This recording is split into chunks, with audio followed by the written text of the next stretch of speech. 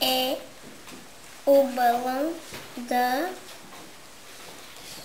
Beatriz. Beto põe o boneco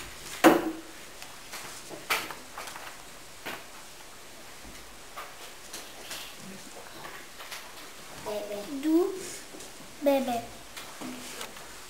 O Beto põe o boneco ao lado do bebê. Ana Falcão, Ele é muito bonito. agora é o Leandro. E